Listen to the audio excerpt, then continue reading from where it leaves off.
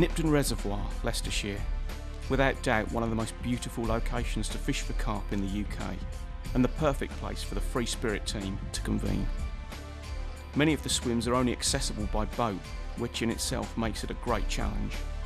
It's the perfect location to look at casting, whether it be a small underarm cast or a mighty overhead launch. And throughout the course of this programme, you'll see the consultants discussing and demonstrating many aspects of this very important part of carp fishing. Whether it's 2 or 200 yards, the cast has to be right. It's all about presenting your baits correctly.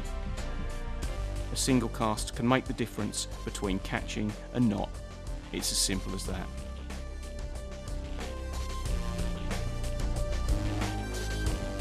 Simon Bond is the Managing Director of Free Spirit, but is also an obsessive and dedicated carp angler.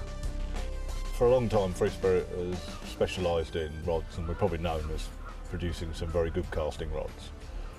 Now, one of the things about casting is that we do various tuitions, but it's nice to spread the word wider, and people like Mark, Lee with his short range stuff and some of the other things that haven't really been shown too much on film or DVD before. So I felt it was a nice subject to get to grips with, and to bring sort of some of the techniques involved to a wider audience. And it's not all about long casting, it's about various techniques as well. So some of the things that you don't see often, magaliners and so forth. Some of the lads are very good at magaliner, zig rigs, that kind of thing. So it's trying to show all the techniques involved in casting relative to different setups and different applications. A former British record holder, Lee Jackson is one of the UK's best known carp anglers. A man who's fished hard for over a quarter of a century. There's not a lot he doesn't know about the sport, and here he discusses something of the history of casting and how equipment and the way it's employed has evolved along with carp fishing itself.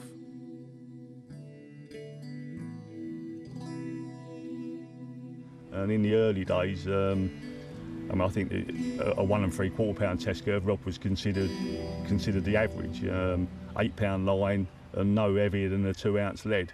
And it's strange really, in them days, and perhaps if you was lucky, you could manage to cast 70 or 80 yards, but you had to be really lucky, it had to be flat calm and everything.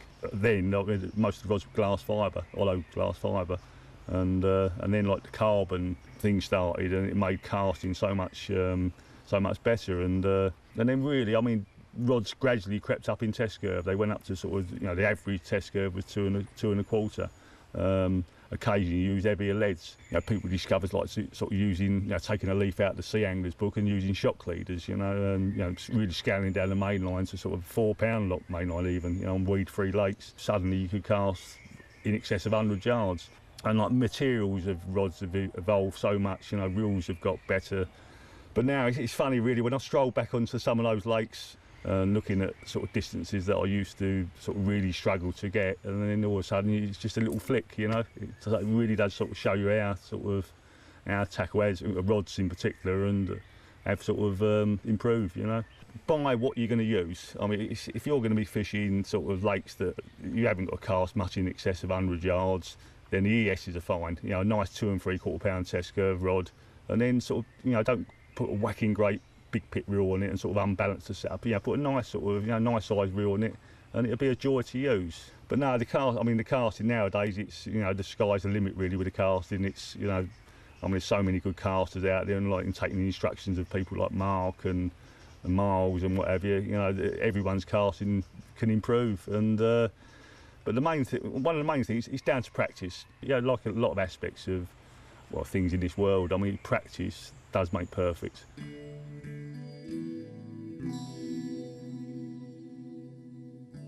Many people associate casting with distance, when in truth it's only one very small part of it.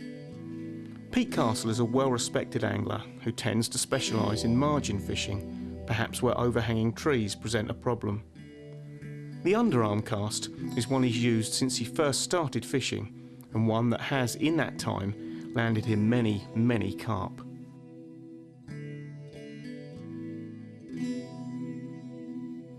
So what I'm going to look at is just you know, how to do the underarm cast. It's a cast that I've done since I was a little kid, really. My dad taught me how to underarm, and it's been invaluable all my life for fishing. Just being able to get it underneath little areas where an overhead cast you just wouldn't be able to do it has caught me so many fish, right from back when I used to tench and bream fish, right through to now of, you know, the potential of catching a 40-pound carp. And I've seen people, you know, sometimes the little margin chucks are very, very difficult, and if you can get it on the spot, you know, then you've got a good chance of catching a fish. And this is a prime swim to show you, because there's a big overhanging tree to the right, and as I've been told by the local anglers, that's a hot spot. I put a marker out there a little bit earlier on, and there's a little mussel bed on the end of the branch. It's only a small area with a lot of sort of leaf sediment around it, so it's crucial really to get it bang on the spot to sort of have a good presentation and also a chance of getting a pick up, because a little mussel bed would be a good feeding area. My setup, I tend to use different rods in the 3-rod setup. I'm not sort of one of these anglers that have got to have everything matching. I try to have 3 different rods, or 2 rods and a 3rd rod that's different, just to sort of complement my fishing. If I've got to whack a rod long, then I've got a rod to do that. If I've got to, you know, drop one down the margin, then I've got something a little bit softer just to take a little bit of resistance when you pick up the rod. What I tend to do with an underarm cast is just pull the line out from above the eye, the first eye there, and then what I do is use my little finger just to stop the line from peeling off anymore. Now you want probably like 3/4 of a drop with an underarm cast, because you're going to try and create a rocking, swinging motion. So I'm just swinging it out, rocking it back, just maybe letting out a little bit more line. You've got control with both hands then how much line you're releasing. So back and forth, and then just flick it forward. And I could feel the lead down, feel any spot that was there. So it's clear there, it's not in the sediment, but I'm a little bit far off the tree line. So I'll just do 1, 2, 3, 4, 5, and we're up. It's probably about 6 foot, because I've got a foot drop on the marker anyway, so I'll just give it another flick, see if I can get it a little bit tighter to them trees.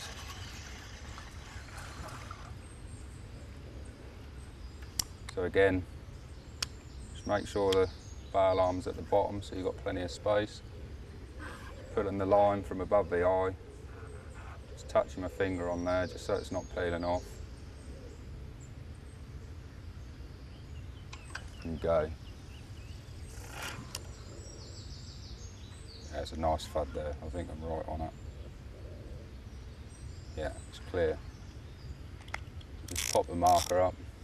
1, 2, 3, 4, 5, and we're up. So it's 6 foot of water there.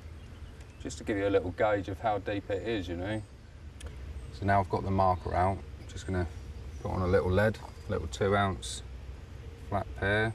Got a little safety clip mechanism on there. Now there are a few trees now down that side there, so if the lead gets caught, then that will just ping off straight away. I'm not putting it on tight, as you can see there as well. I'm just putting on a new fresh squid bottom bait. There's been quite a bit of this bait going in the lake recently, and quite a few fish have been caught on it, so they do seem to like the squid on here.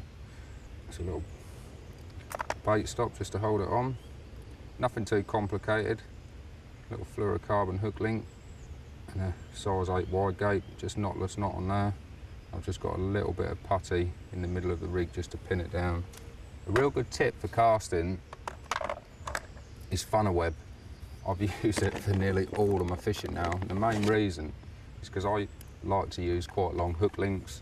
I like to use quite simple hook links, and the funnel web bags, whether it's crushed boilies or pellet or a free bait stringer like this, that does help the rotation of the cast. The rig sort of spins round a little bit more and helps to keep the bait away from the rest of the setup, and it just reduces the amount of tangles that you have by a long way. Especially a little bit of an awkward cast like this where you're sort of flicking it from below rather than coming over the top. The rig does sort of spin about a little bit, so a little bit of weight on the rig to help it rotate will help no end. Right, got the rig sorted now. Just gonna underarm this one out there as well. You'll be able to see up in the tree there's a There's another leaden rig up there where someone has obviously tried to do an overhead cast in here. It's just really impossible to do, even getting down on your knees, getting down low, that's not going to help. I'm just touching my little finger on my reel and just pulling out as much as I need. You're using both hands to support the line. Bit of a rock, because I want to shoot this past it. I'm going to let the little finger go. And that is absolutely bang on. Feel the lead down. Feeling the lead down as well, that just helps to straighten everything out, because I'm pulling the lead back towards me and straightening everything. So I've got my main line, then the leader, then the rig, and it's all just sitting in a nice straight line. So if the fish comes around that corner, then it's just going to see the bait first of all, as opposed to the line and then the rig. Like fishing at range, accuracy, you know, fishing in the margins is really important. Even with the underarm cast, just shooting it just past the marker float has given me control to just gently bring it back in on the spot. And you know, if I'd have been 2 foot to the right, 2 foot to the left, then I'd have been in the sediment and I really didn't want to be fishing there. And the underarm cast, you know, maybe some people wouldn't see it as being important, but for my style of fishing, where I like catching them in the edge, and as I said, I've used it since I was a kid, it's so important to rock that backwards and forwards. Perfect in this situation, because there's no way you can do an overhead cast, yet I can get the rod exactly where I want it.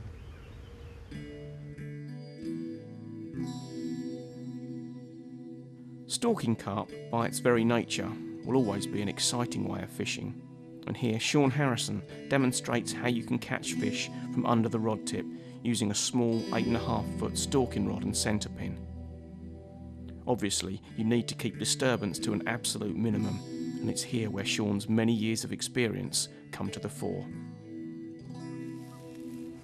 In this sort of fishing, it's the actual cast or the lowering in of the lead is the make or break. You find the fish, but it's so easy to spook them. Just be using small leads and hopefully be able to just lower them in rather than create the big splash. It's not all about casting 200 yards. I'd much rather catch them this way right under the rod top. Especially when you can actually see them feeding as well. Yeah, they're on the other side. There's another one just come up as well.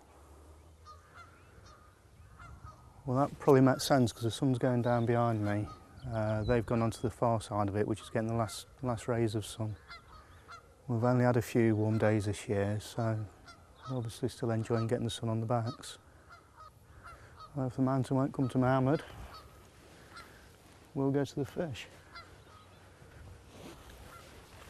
I'm going to have to be so careful here though, it's ever so shallow. There's probably barely 12 inches of water where the fish are. Just one clumsy cast, one too big a splash. It'll all be over with. Well, from the other side it looked like there were a few fish here. So I'm just going to set up the little 8.5 foot rod, the margin keeper. Got a centre pin on this one. Literally going to be just lowering it straight in. Only an ounce and a bit lead. Just want to create absolute minimal disturbance. Again, hopefully just a few minutes in the right spot.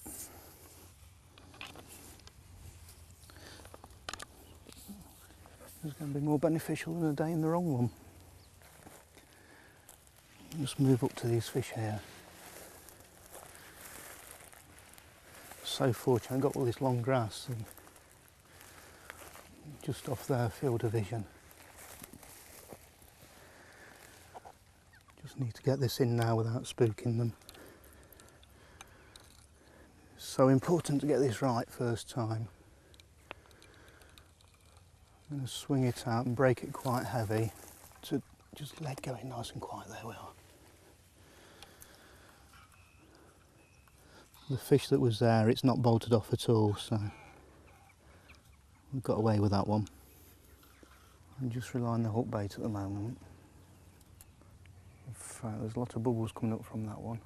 I thought I was away then, the line just picked up quite sharp, it's fell slack again. Oh, there's one just on its way to me. I find I get really impatient in this sort of fishing. Sit there for hours on end behind the rods, but once you know the fish are so close, it's so difficult to sit back and do nothing. There's one just come up and heading directly towards me. There's another one behind it. It's just watched it head forward, straight in line. There we are.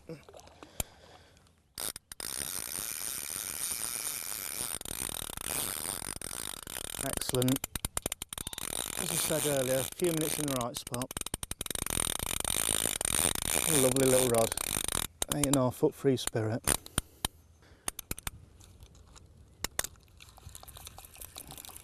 As I say, the 8.5 foot margin creeper.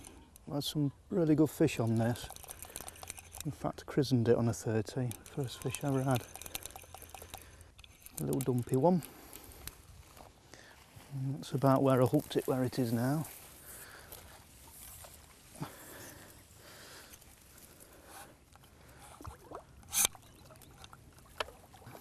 Success. Male fish. Got spawning tubercles on its head.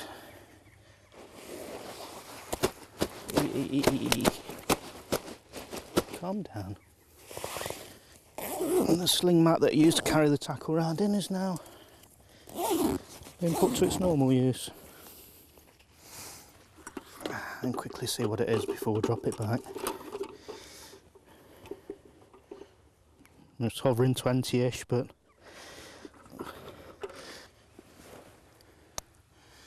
there we are. £20 dumpy mirror.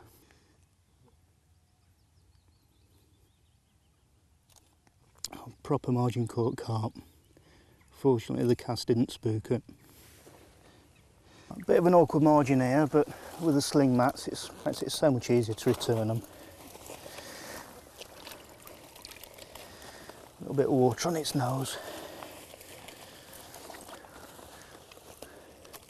Once again, a few minutes stalking. One of my favourite methods of fishing. Much underestimated by people. So few people bother to do this. But as I've just shown, just a few minutes in the right spot, it's just worth hours and hours in the wrong one. Professional angling tutor Miles Gascoigne spends much of his life teaching others how to catch carp, and as such is the perfect man to talk about feature finding. It's a subject neglected by so many anglers, but one that is so important and will have a direct impact on what you catch at virtually every venue. Finding the right place to cast your hook baits is obviously vital to your success. I think the importance of using a marker float is to give you an idea of what you've got in front of you or in your swim, giving you an idea of depth, which will help in choosing location.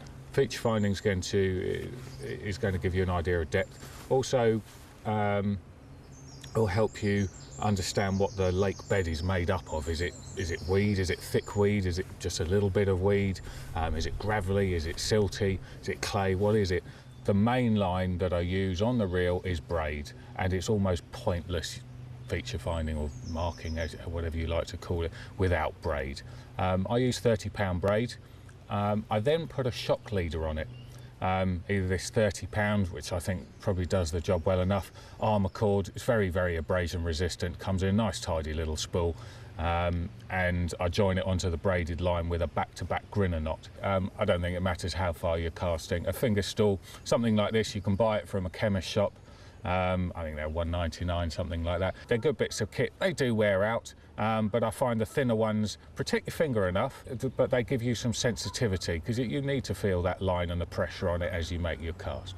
I use a gripper lead. It's got some nice little lumps and bumps on it, but it also has quite a big surface area. So if you imagine my hand is the lake bed, there's a lot of lead touching the bottom, and that's going to transmit as much information up your braided main line as possible. The little lumps and bumps will catch in the gravel. Some leads on the market have some huge, great big protrusions, and I find they catch on bits of gravel and you'll pull hard to get them off, and the lead just jumps 2 or 3 foot, completely missing half the features that you're trying to find. So I find these grippers work really well. If there's clay on the bottom, you also find that clay often holds up inside that hole in the middle, which can give you another indication of what's on the bottom. There's a bit of silicone tube covering over a couple of snap links in there, just helps to prevent tangles a little bit. And then we've got a nice nice big ring there to allow free movement of line through it. The float's a really nice buoyant float. It's a nice design by Corda. You can very quickly unscrew the top and change it for an orange or a black flight.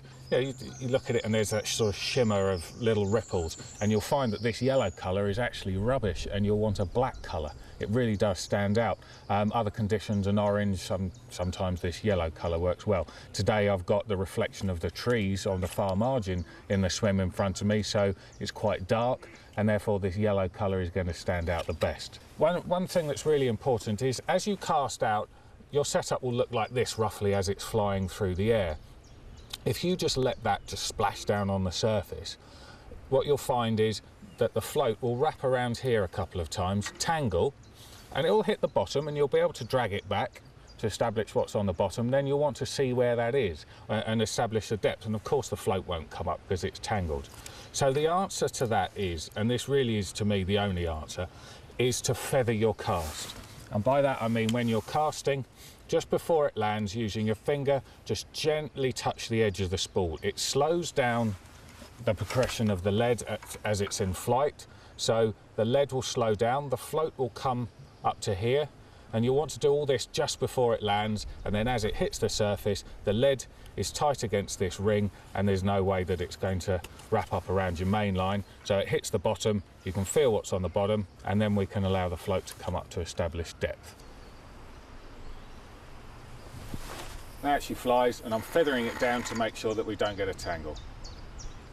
Keep your finger tight against the edge of the spool, trapping the line, and then watch the rod tip. You'll have a slight bend in the rod tip as the lead is putting some weight on the tip, and then when it hits the bottom, if you've got weed, the rod tip will just gently come back up to straight. If you have a harder bottom, silt or even gravel, then the rod will come up with a sharper jolt, and it gives you a rough idea of what's on the bottom.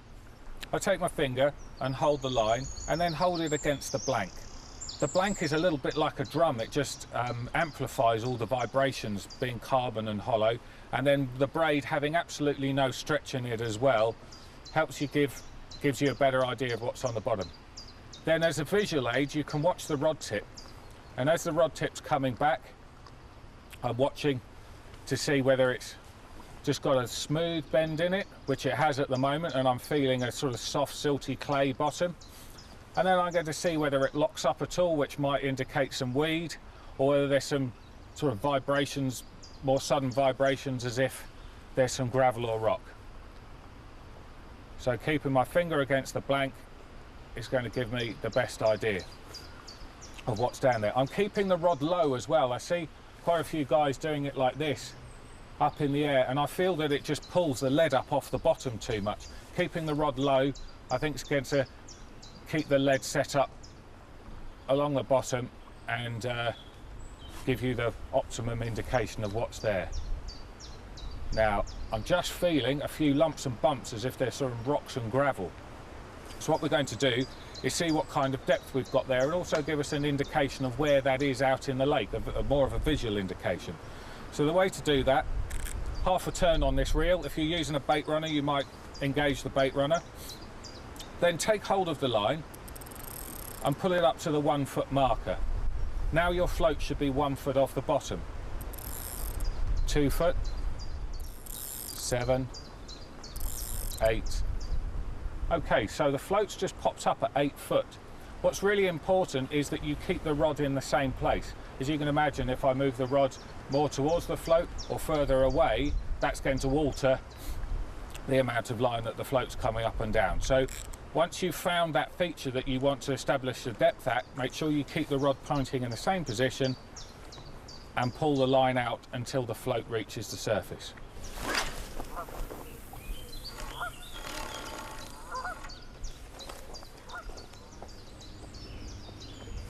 Okay, so I've found my spot. It's right at the bottom of the far margin shelf. It drops down from sort of 4 foot down to 10 foot and nice and silty at the bottom. So I've popped up the marker float, got the right depth, found the right spot. I've put my fishing rod to it, and now I'm just going to put a little bit of bait around it. We're going to go out with a throwing stick and wish me luck.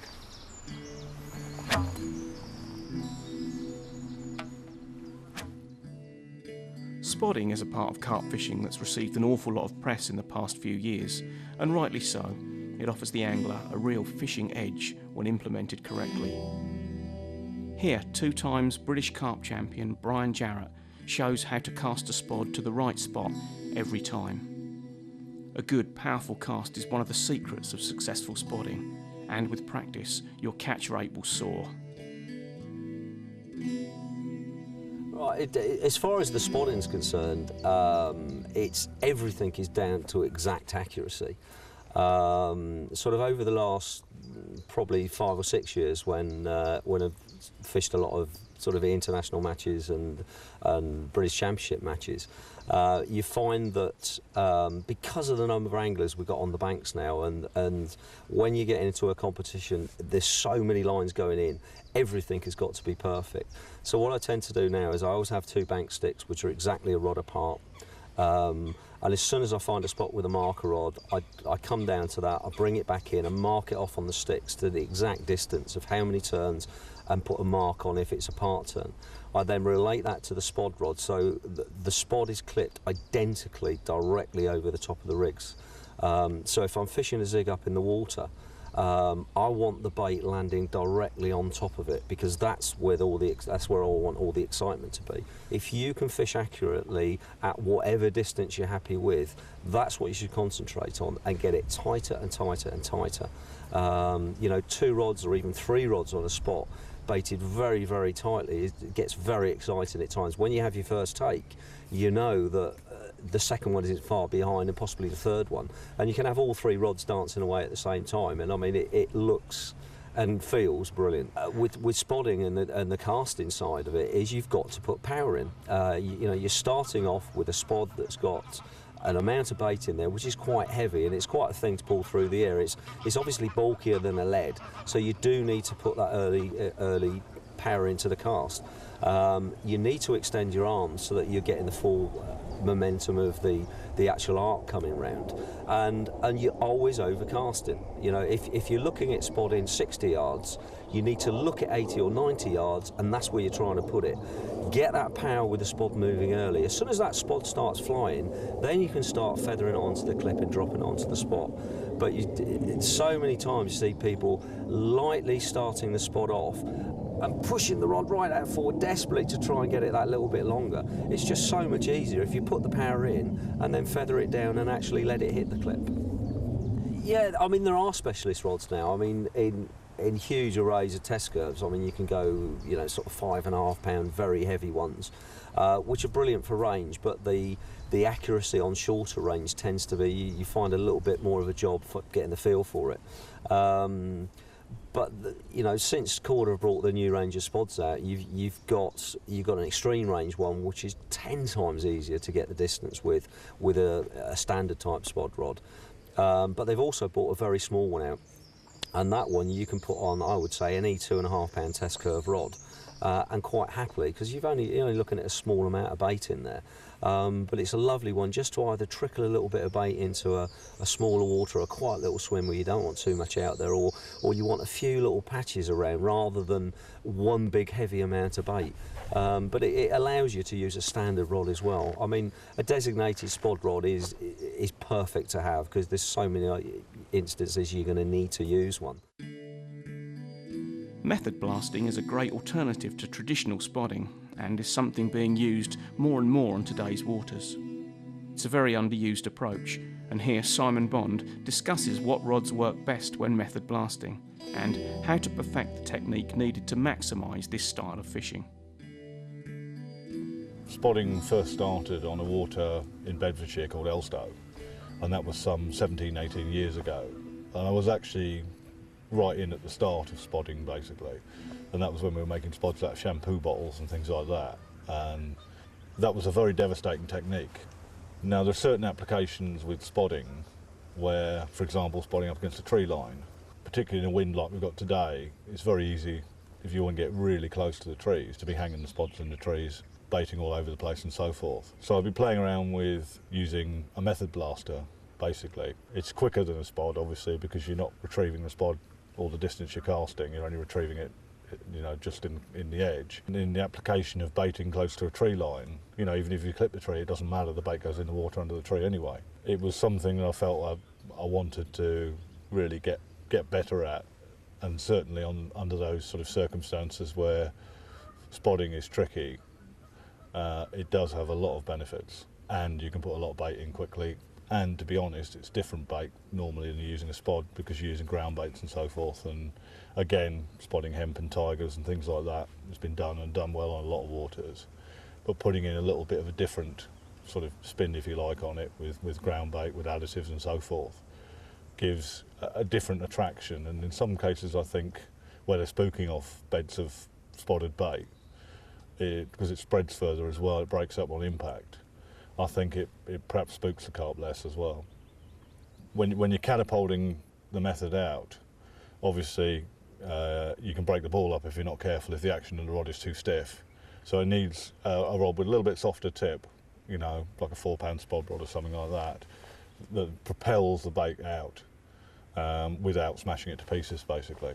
But obviously you prepare the balls with the right mix so that they are solid and held together. But you can actually put them a long, long way. What you do is you basically set it up like a normal cast, and you're putting the ball in a pouch. So it's basically a catapult pouch attached to a rod. It's a normal spod setup with a shock leader and so forth.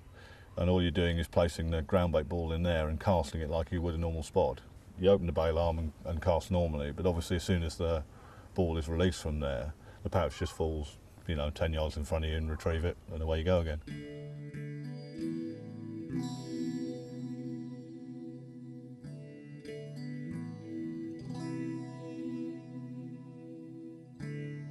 The Magaliner setup has been ripping venues apart for the past few years, ever since Rob Malin popularised the style.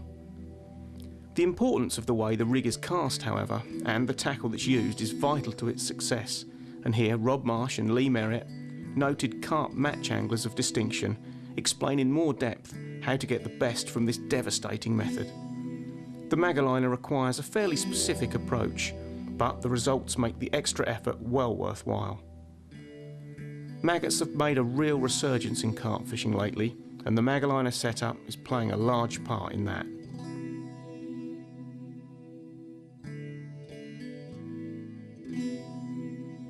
Well, the maggot rig we first see, Rob Malin showed it to us, yeah. It was Sandhurst. He taught us a lesson. We'd been down there for a couple of nights. We thought he was doing quite well, and Rob plotted up next to Rob one day. Had 230s in probably 30 minutes, and the next day plotted up to me, next door to me, and had another 230s.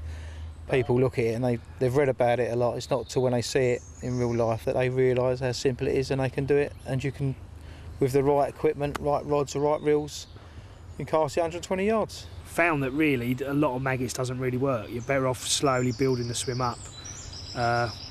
We don't tend to spod, do we? No, we have your rods clipped up. So it's just little bits of poles of bait on bait. Yeah, and literally you can't cast exactly the same spot every time, but you're hitting the clip, and it always there's an area of little spots. They get hunting around, they're scavenging for the maggots, but once they get preoccupied on them, they're deadly. Most of our Magaliner fishing is done with white maggots. This venue, they seem to prefer the red at the moment. Our Magaliner rig consists of a quarter safe zone leader, a dumpy pair, square pair, tail rubber, a big-eyed swivel, just a simple helicopter rig really, and just a plastic Enterprise maggot on the end. Right, obviously make sure the maggots are good quality, nice and dry. We sort of nurture the maggots, keep them mazed up all the time. A good handful in there. Give a good pun down if you like. Try and keep them nice and tight. The only problem with this system is you can't get things ready in advance. Safe zone leaders comes with a swivel with a big ring on it anyway. Ideal for what we want. Just like that.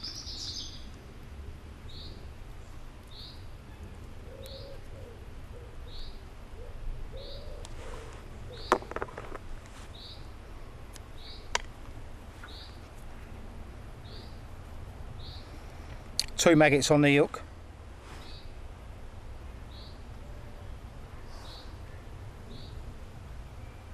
So,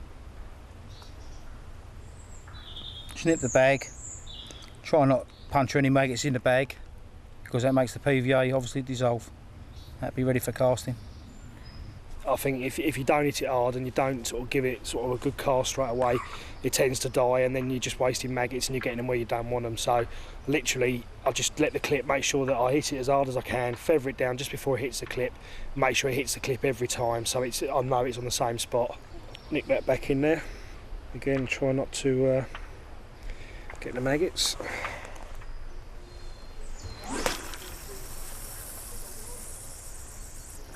It's lovely.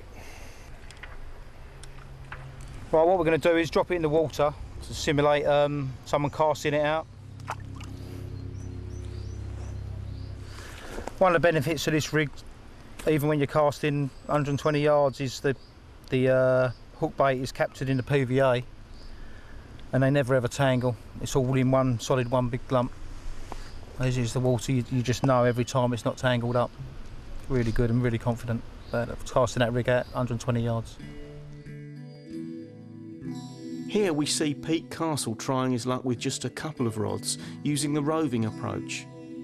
Pete feels that sometimes marking and spotting can cause too much disturbance, when a simple rig cast to showing fish can yield instant and very productive results.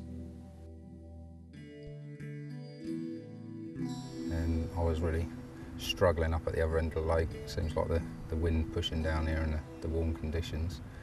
You know, it was obvious that they were going to be down here, but you can't night fish here, and we're here for the best part of 5 days, so I've decided to bivvy up there in a little quiet bay to see what I could catch. But so as you can fish days down here, just put a couple of rods in the multi-pouch, landing net, a couple of buzzers, and you know, just a few bits just to see me through. It's not really stalking, I suppose it's to some extent, but with the buzzers, and so I could sit back and relax a little bit and enjoy the sunshine. But also, if I needed to get to the far bank, which I can't get round there to fish, I could just cast over there. And that's proved right, because I put the rods in down the margins, and although the fish were there to start with, a couple of them spooked off the lines, and my foot was a bit heavy at one point as well, and they sort of bolted out. They come back for a little while, but then it sort of quietened off. I'd missed my chance. And then I started to see them like move on the far bank, so that was when the throwing stick come in handy as well, just to flick a few baits over there. And then on the setup itself, I've just used a 3-bait stringer just to give them a little taste around the hook bait, but also to help the rig rotate in the air. It's a good tactic, roving. It really can catch you a lot of fish. Oh, right now. A lot of carp anglers, they'll come to a lake and they'll set up their camp and just sit there and fish and bait up and wait for the fish to come to them. And that I haven't got a problem with at all, you know. If people want to do that and they're getting away from work and enjoying a social time with their friends, and that's fantastic, there ain't a problem with that. But where it does become a problem for me, when the same people moan at the end of the weekend that they haven't caught anything. And as far as I can see, a lot of the time they haven't put the effort in to really deserve it. Roving approach, you can, you know, you're taking the bait to the fish. You're turning up, looking in an area that you think that the fish are, trying a rod in there, trying a couple of rods in there. If you don't get anything, then you either up sticks and move, or like this bay, there's no one else fishing in here. I can hit most of the areas up and down the bay from this swim. So wherever they show in here, and there is groups of fish in this bay definitely, and they're moving along. So, you know, I'll give it 20 minutes. If I haven't had anything, and I'll have another little look, see if I can see a fish showing somewhere else, and then just put a bait on it and see how that goes, you know. With a cracking mid-20 common. I'm well pleased with that.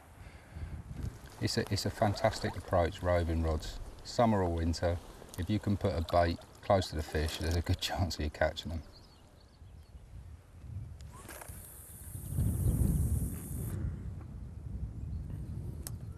Just using the throwing stick just to sprinkle the baits out there. I like to use the throwing stick in this sort of situation because you can skim them in a lot easier, you know, with a catapult. They tend to go a little bit higher and sort of drop in on them and make quite a lot of noise. This way you can I'm just spraying the bait. I know the fish are in that area. I've seen a couple roll now, so stick another bag on and chuck it over there, you know. I love it any time of the year. Even in the winter, it's a great thing to do, just rove the rods about. Especially if you've got a 3-rod setup, you know, what's the point of sitting there with nothing happening, you might as well at least take one of them rods and just give them a little flick about and see if you can pick a fish up. It's caught me so many in the past. You know, just flicked it down the margin where I didn't think there would be anything, and off it's roared, you know, the least expected area.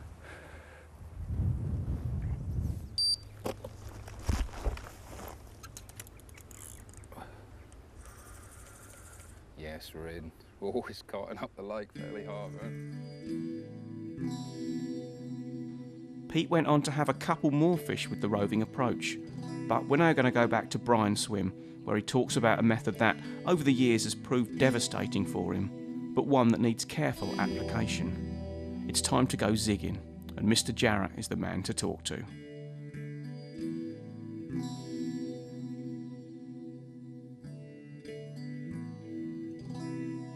Zig rigging, I think, is the most exciting way of fishing. It all started off that I got fed up with the days of going onto waters where there's a take just on dawn, there might be a take just before dark, and that's it.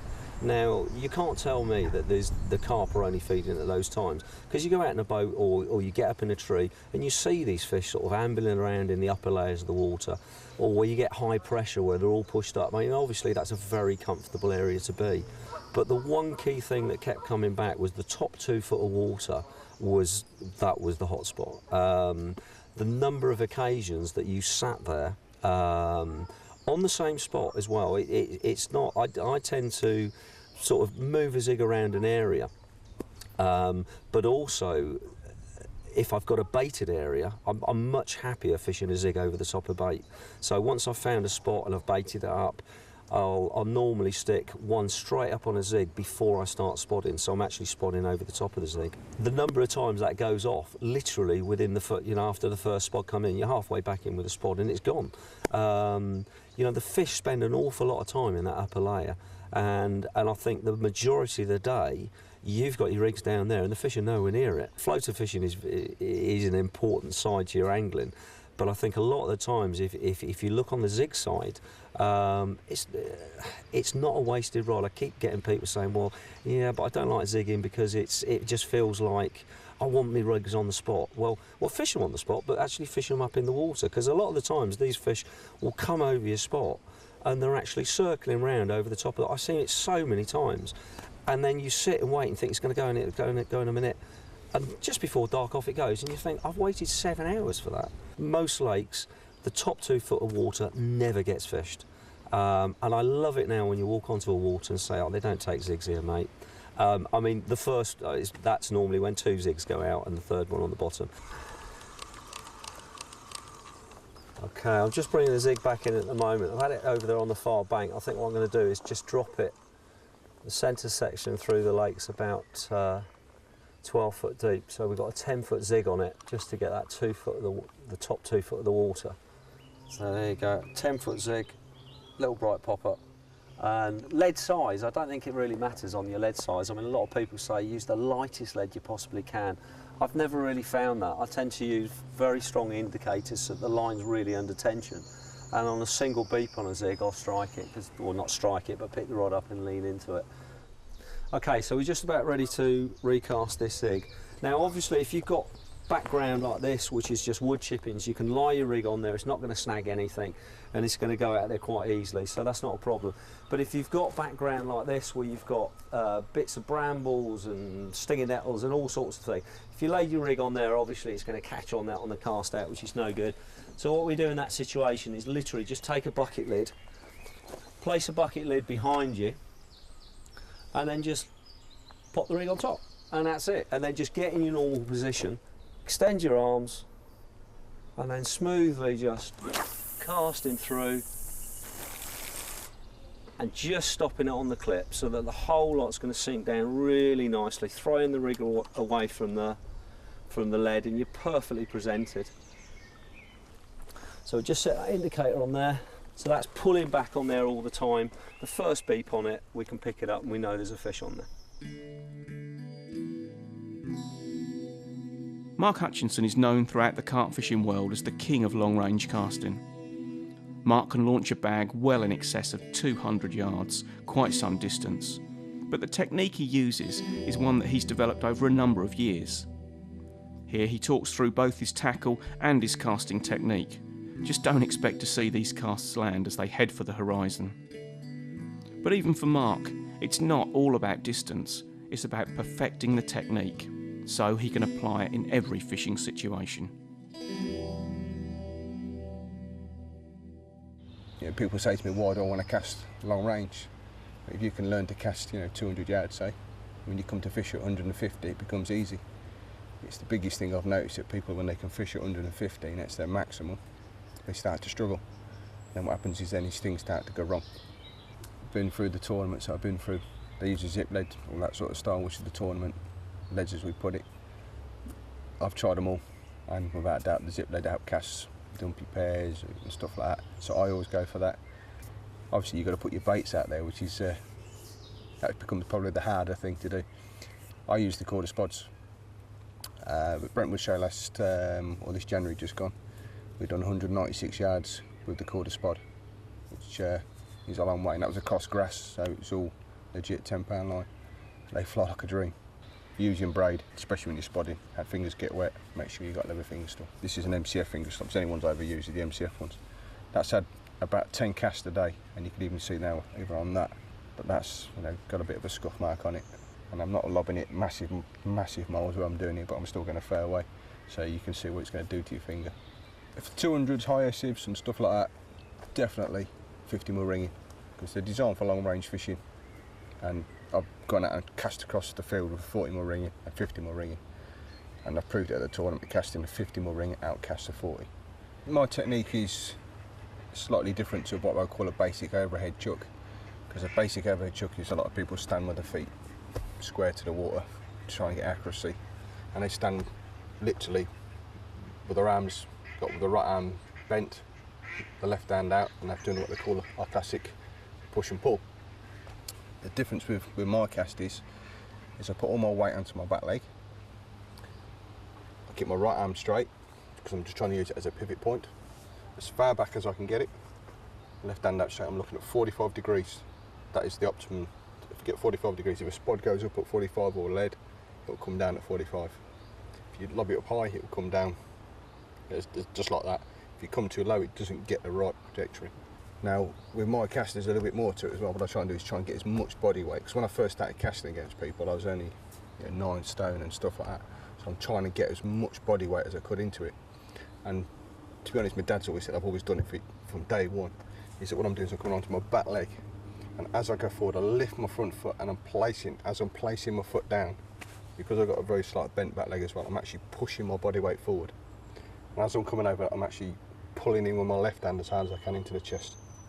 The quicker I pull this in, the further it'll go, because all you're doing is you're accelerating the tip over as fast as you can. The other thing I do is I have about half the drop.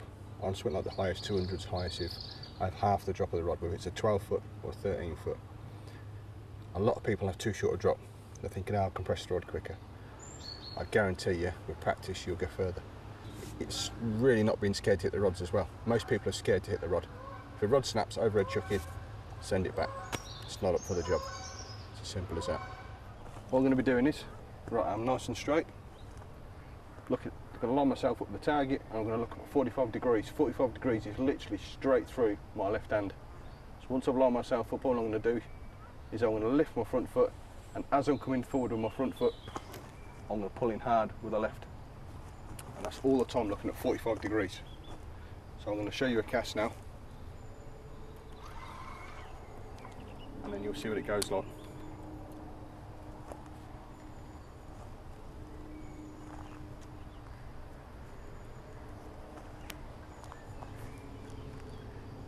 So all the way onto the back foot, bring it all the way back, looking at 45 degrees, lift the foot as I place it,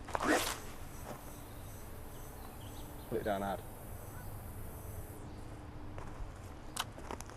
So what I do here is, so as you can probably see, I'm putting the leader to the back of the spool. The reason why I'm doing that is to help stop any frap ups or help stop any frap ups. So wind him up, bring him down. Make sure the joint's well in. I'm going to hit this one a lot harder. You watch the cast as I do it. I actually do the cast rather than talk through it. It's a bit easier to do. As I'm lining myself up with my target, so I line myself up, and as soon as I've lined myself up, I'm bringing my eyes about 45 degrees. That's where I'm going to release. So all I'm doing is slightly bending the back foot, lift the front, off you go. And I'm following that line out the tip all the time. As you can see, that line's coming over there now. That's the biggest problem when you're casting this sort of range, is sometimes it takes ages to reel it in.